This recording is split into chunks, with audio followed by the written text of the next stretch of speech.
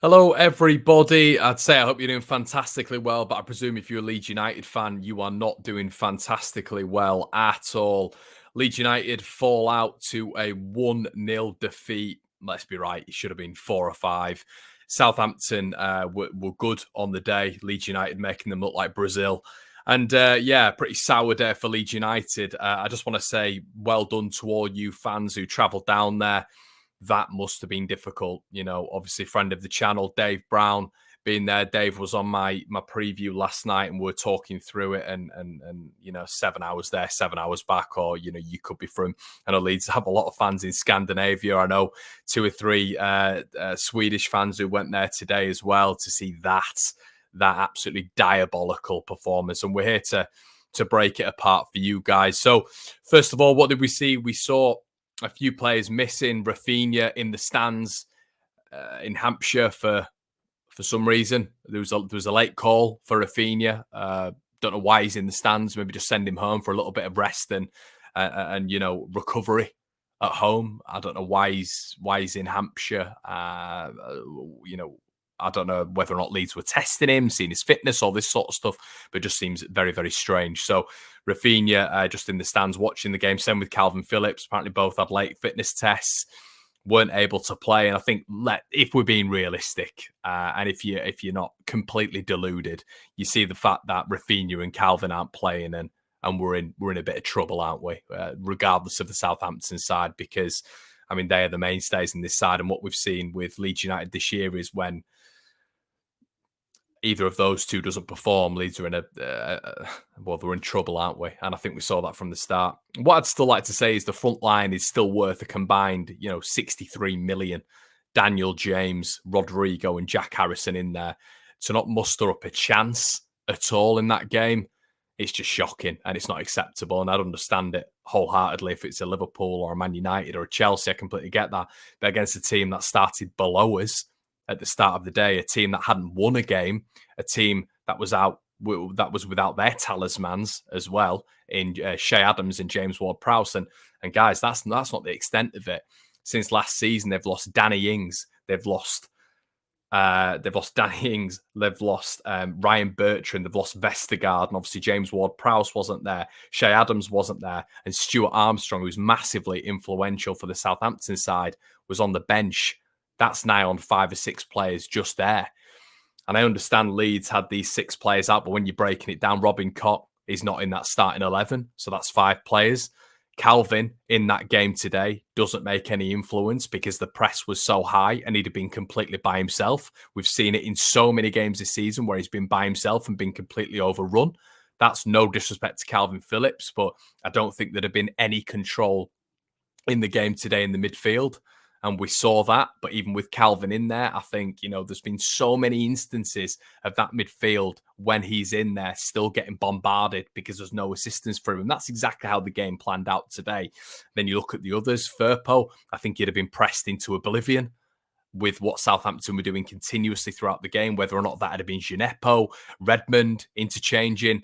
And I just don't think that had worked either. So, yeah, don't get me wrong, there'd have been a definite impact. But I think the main guy or guys who we saw would potentially have been Bamford and Rafinha. But I'm still of the mindset that in that system today, Bamford would have been completely isolated and potentially Rafinha would as well. I just think it's the style of how we set up today and exactly what we're doing in that 3-3-1-3 system. I never think we look comfortable in that anyway. It always seems to be 4-on-4 defensively or 4-on-4 offensively. It never really seems to work for Leeds United. In both Southampton games last year, I thought there was a period of about 50 minutes where Southampton were well in the game. And yeah, it just didn't seem right from day dot, really. Moment one of the game. And I just think that is the worst performance I've seen under Bielsa. I've never seen a lack of control from a Bielsa side like that. I've never seen it. No spell, no energy, no press, no endeavour, no heart, no desire, and an acceptance that we're going to lose the game for me when Southampton went 1-0 up. No resilience. And it was really strange to see because as Leeds fans, we've never seen that before. Even if we've been battered 5-1, battered 3-0, battered 4-1, battered 4-1, we've still seen spells. We've still seen Leeds have periods of the game where the goalkeeper and the opposition has struggled to handle us. And I even hark that to this season, Everton, Liverpool at the start, maybe Man United after the first half when Ayling scored the goal. I know it was only brief, but we still had it. We still had a threat. Today was, God, it was bad. Really bad. 12 shots from Southampton in the first half. It was just completely all over the place. And I think at the minute, the worrying thing for me is we just look easy to beat. I don't think an opposition manager has to do that much. Completely choke the midfield, press high with real quality, isolate Bamford when he's fit, or isolate the striker, and you sound away. You're all right. You've got a real good chance of beating Leeds. And maybe if Rafinha does something completely out of this world, which you can't control, you're going to struggle. But aside from that, the basic premise of Leeds United, you're all right with. Listen, I think there's a fair few players as well who are struggling at this moment in time. There's a lot of people who are talking about, if Ayling was in this side, well, there's literally been hundreds of Leeds fans saying they'd rather have Shackleton in this side. I think Shackleton was one of the better performers today as well. I don't think Luke Ayling did have made a huge difference today. Come on. I think it's just the fact that he's outside the squad. He's not in the squad at this moment in time. So suddenly, if Ayling was in there, it'd have been a different game. When Luke Ayling's been playing this season, he's not the same Luke Ayling as last season. Same could be said for Matthias Klick. The same could be said for Stuart Dallas, who I thought was really, really bad today. It's difficult to find positives, isn't it? Gelhardt got on. Forshaw came on. But the substitution, once again, you're bringing Forshaw on for Rodrigo. I don't understand that at all. Don't understand that. I'm not saying Rodrigo's had his best game because he hasn't. We'll get on to Rodrigo in a bit. But what I want to say is shout out to all the away fans. I'm going to clap you. I really am. Absolutely unbelievable support yet again. And treated to that. Jesus Christ, I can't imagine it. So, whatever the weather, rain and shine, of course. But, I was talking to a couple of my mates who were in Australia watching it 3, 4 a.m. A couple of people in Thailand watching it at ridiculous hours in the morning. And I just think that in any game, you've got to give a little bit more for more than that. And I thought Leeds just took it. Yeah, we've lost this game. We look frightened. No grit, no determination, no leadership. And I've not seen that from a Leeds United side under Marcelo Bielsa. I thought there was a lack of bravery and willingness to try get the ball forward. The safe option was always to pass. The centre-backs to pass. Forshaw had come on and he'd just straight, you get the ball, rotate it quite nicely, but then inadvertently it'd end up at the centre-back, then back at Meslier. Even when Shackleton and Dan James would get the ball out wide, instead of crossing it straight away and potentially causing a dangerous offensive position, it'd be let's recycle it to the central space, and then the central space will go back to the centre-back. Centre-back could go back to Meslier. And it was just a reoccurring theme of Leeds not being ambitious at all in the final third, even when we got there, which was rare. It was summed up in the first half by Tyler Roberts having a shot that blazed over the bar. And this is a side in Southampton who was stronger last year. And don't get me wrong, of course we had players out, but to see the gulf in Leeds United from last year to this year against Southampton was staggering for me. Really, really staggering. Look, I know it was going to be a tough afternoon with Calvin not there and Rafinha not being there, but I didn't expect the gulf to be that bad. They still had 2 of their best players out as well. And I will class 2 as well with Leeds, Calvin and Rafinha. Because I think in that side, maybe Bamford's completely isolated against the centre-back. So I thought I'd good games against Rodrigo, even though they didn't have to do much. But I think the catalysts for Leeds are Calvin and Rafinha. Southampton had the exact same as Shea Adams and James Ward-Prowse. But I just think the depth of a Southampton side who've been in the Premier League for such a long space of time completely counterbalances the argument. It completely sends the argument off kilt because they can look at Stuart Armstrong, Nathan Teller, Theo Walcott off the bench, and who are we looking at? Without any disrespect, Stuart McKinstry, Joe Gelhardt, Cody Drame. And this is the problem. There's been a lot of talk about Europe and Leeds, and I think that's completely ridiculous. It's all about consolidation for me these next 2 years and staying in the Premier League with how good the Premier League is right now. But to talk about these sort of things, it's out of this world because Leeds are nowhere near Europe. And to get to Europe, you need a big squad to deal with cup competitions, the Carabao Cup, the FA Cup, the Premier League, Europe. You can't do it with this thin squad. Football's moved on. The quality of football has moved on. And rotation, international breaks, as we've seen, there has to be a bigger squad. And I absolutely love Bielsa. I've said this on a tweet. You know, Bielsa for me is the mastermind, the genius. But what's letting him down and what is letting Leeds United down is the size of this squad, because it will continue. It will continue. There will always be one or two key players out in this side throughout the season. COVID, injuries, whatever it may be, internationals. There will always be a period where there's one or two players. That happens with every squad. Leeds, we seem to get the bad luck with it, really. I don't know whether or not that's to do with training or whatever, but there seems to be one or two, three injuries out every single week in terms of the intensity of training or whatever. I don't know. But this is a consistent theme. This is not going to change. So how do you change that entire span? Well, you develop the squad a little bit. You know, you broaden the squad. So we've got options. I don't think it's realistic to be consistently looking at a Premier League team, a Premier League club with this size of squad. It's impossible. It's completely impossible because these situations are going to happen. And it's not like we're playing against the best of the best today. We're playing against, with all respect, Southampton side below us, but they battered us with a reinforced squad. With a completely reinforced squad, say completely reinforced squad, as I've said to you guys, in my opinion, there's two players there who make the complete difference.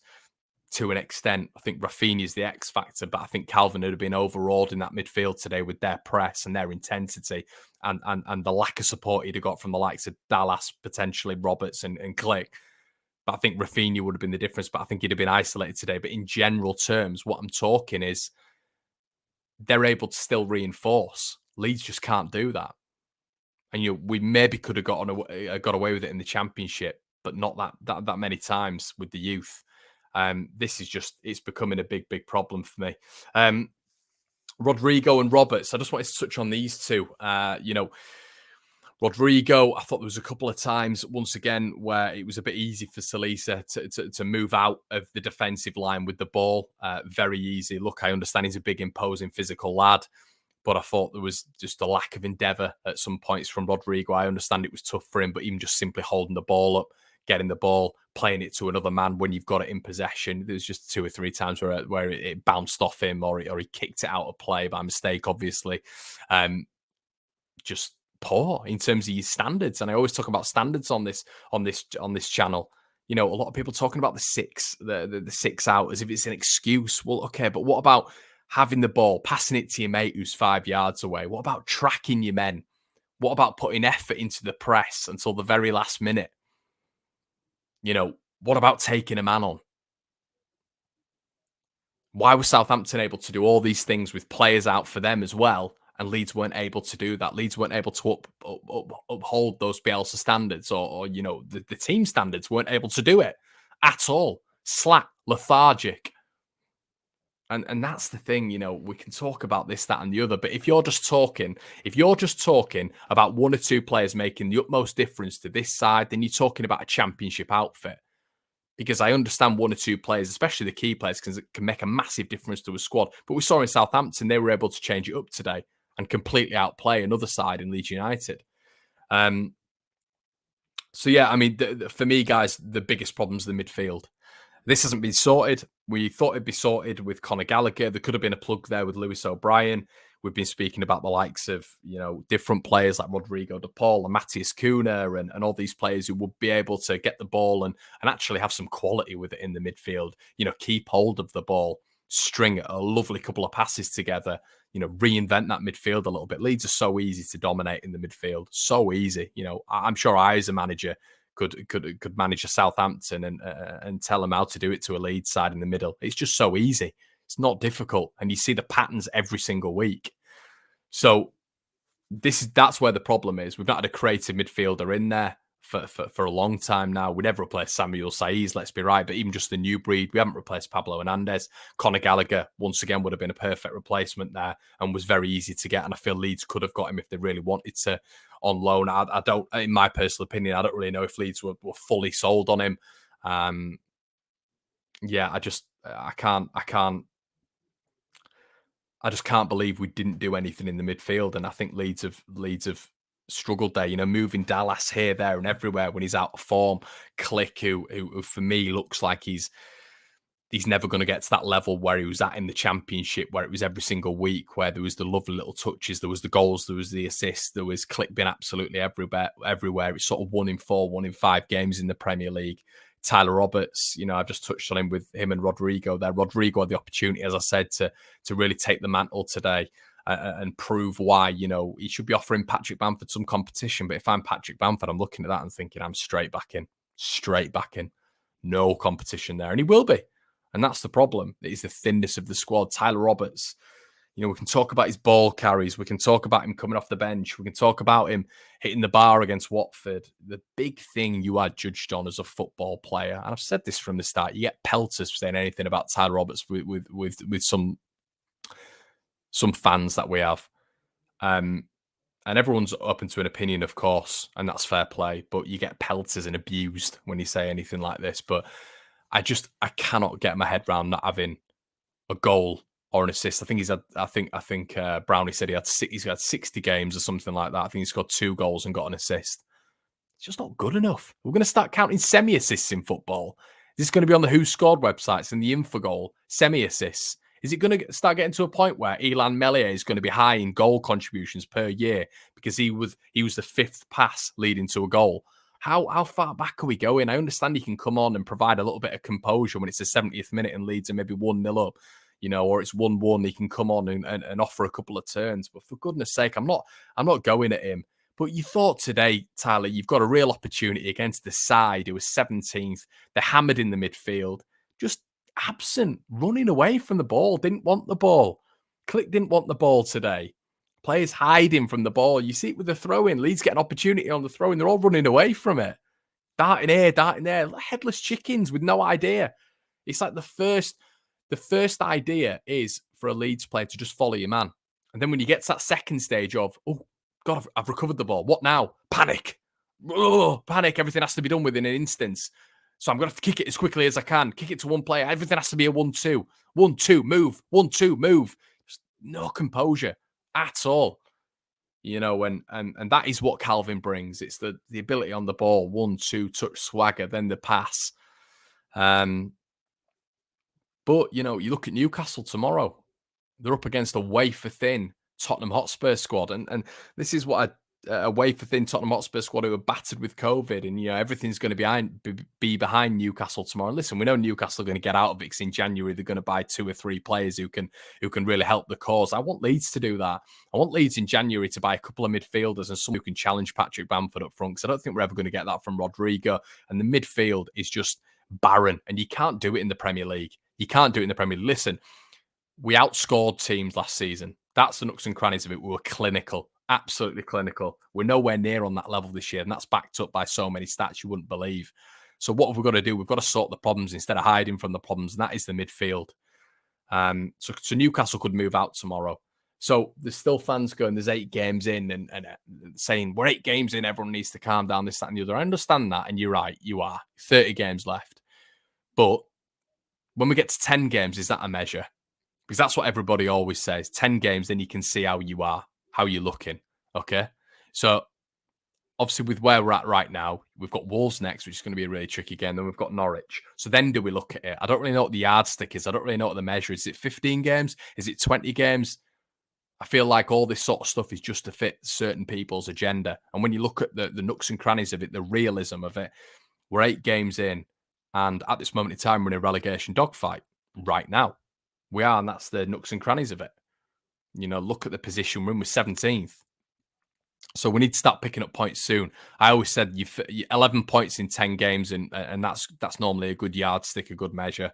But I am still optimistic with this Leeds United side, but I am still worried about the fact that in the summer they didn't sort the midfield out. The pre-season was a problem, I thought. We're poor in pre-season. That wasn't sorted out. Another striker to challenge Bamford. That's not been sorted out. Is Rodrigo the number 8? Is this going to be a thing throughout the season? You know, is he a striker? Where does Bielsa see him? Are we going to continue with the midfield partnership of Rodrigo and Click when Bamford's fully fit? Because that doesn't work. You know, is that still going to be a thing? And these problems aren't being fixed. And you do wonder if this team, some compartments of this team have been pushed too far, and that's where competition would help. That's where quality would help. They've been pushed too far. They've done a wonderful job, but they need help to sustain this level, this quality level, the best Premier League there has ever been. Yeah, so I mean, I think we can sort it in January. I really do, but they've got to go and do it. This thin squad and this reliance on players who are really, some of them for me are at the end of the tether. It's not an overreaction. It's not. I've felt it now for a while, a long while. There needs to be renovation in the squad. There's too many people who base everything on sentiment. It's not the end of the world, but this was a poor result today. A very, very poor result. We're going to Wolves for me. And Norwich needing 4 points, because then the run comes, the run that we've all been talking about, death's row, has to come. A lot of you will come off this and you know, you might be expecting to fill you with some positives, but I try to be as realistic as I can. I'm sure I'm going to get abused in the comments and called this, that, and the other, and negative, and this, that, and the other. I don't know what you expect. I don't know what you expect from this. You know, this is a team we should have been beating today. Should have been beating Burnley. Should have been beating that out of sort Newcastle side. We haven't beaten any of those three. You know, it's a poor state of affairs at the minute, and I was optimistic today. So let me know what you guys think in the comment section below. Have I been too negative? Are you guys still thinking that this was a good performance today? Some of you. Let me know what you think in the comment section below. Please get a debate going. I want to see exactly what your thoughts are. Wolves next, Norwich after that. Massive games for Leeds United. Like, comment,